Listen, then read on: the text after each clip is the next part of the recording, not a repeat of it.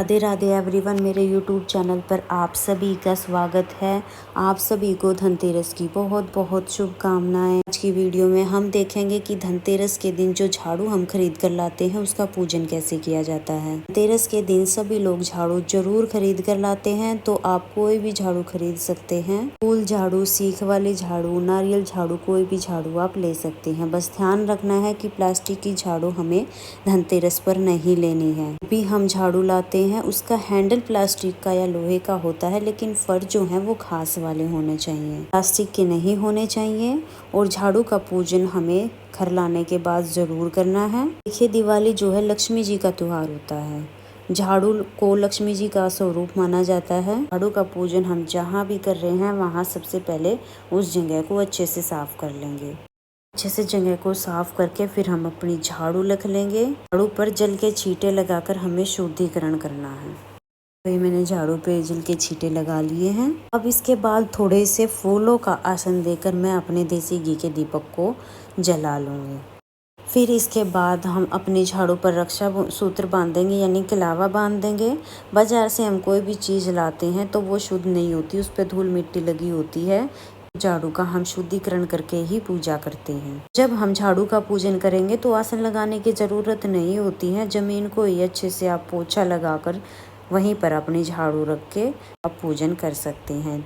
तो जितनी भी झाड़ू आप धनतेरस के दिन लाते हैं सभी का पूजन हमें करना है। लोग तो पूरे साल भर की झाड़ू धनतेरस को ही खरीद लेते हैं। कुछ लोग जो है एक दो झाड़ू ही खरीद कर लाते हैं धनतेरस के दिन। जितनी झाड़ू आप धनतेरस के दिन खरीद कर लाएंगे सभी का पूजन हम करेंगे। झाड़ू को हम रोली से तिलक कर देंगे, उसके बाद हम हल्दी से तिलक कर देंगे। लक्ष्मी जी की जो पूजा है उसमें हल्दी का विशेष महत्व होता है, तो आप हल्दी का तिलक जरूर करिएगा। फिर चावल समर्पित कर देंगे। फिर उसके बाद अगर आपके पास फूल है तो फूल समर्पित कर दीजिए, फूल नहीं है तो बगैर फूल के भी आप पूजा कर सकते हैं। उसके बाद धूप दीप दिखाएंगे, हम भोग समर्पित करेंगे। दिवाली पर जितनी पूजा की जाती है सभी में खील पतासे का भोग समर्पित करते हैं। सुबह रोजाना आप मंदिर में पूजा करते हैं, उस समय भी आप झाड़ू का पूजन कर सकते हैं। फिर हम आरती कर लेंगे।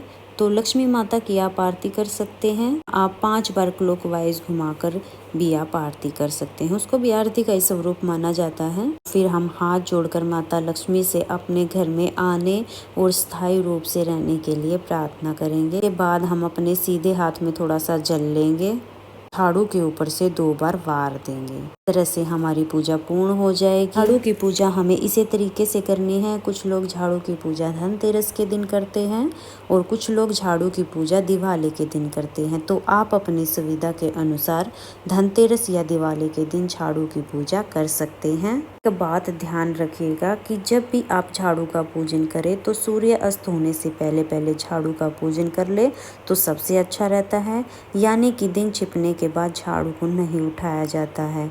तो सुबह मंदिर में जब आप पूजा करें तभी झाड़ू का पूजन कर ले।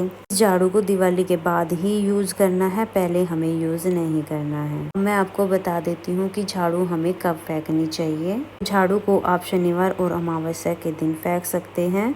जब वो सफाई करने योग्य नहीं रहती है तब हम उसको फेंक सकते हैं। वीरवार और शुक्रवार के दिन हमें झाड़ू नहीं फेंकनी चाहिए। इसके साथ ही हमें एकादशी को भी झाड़ू नहीं फेंकनी चाहिए।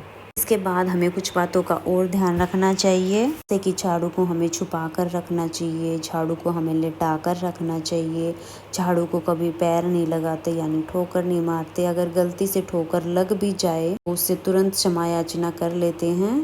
झाड़ू को लक्ष्मी माता का स्वरूप माना जाता है, इससे लक्ष्मी आती है, तो कुछ बातों का हमें ध्यान रखना चाहिए। झाड़ू घर से दरिद्रता को भगाती है, गंदगी को भगाती है, जिससे हमारा घर साफ रहता है और साफ घर में माँ लक्ष्मी प्रवेश करती है, लोग स्वस्थ रहते हैं। तो इस तरह से हमें झाड़ू की पूजा करनी है। फ्रेंड्स, वीडियो आपको कैसी लगी कमेंट करके ज़रूर बताना। वीडियो पसंद आई हो तो वीडियो को लाइक कर देना और सभी हिंदू धर्म के तीज त्योहार देखने के लिए मेरे चैनल को सब्सक्राइब कर लेना। अब मिलेंगे किसी और नई वीडियो में, तब तक के लिए जय लक्ष्मी माता। माँ लक्ष्मी की कृपा आप सभी पर सदा और सदैव बनी रहे।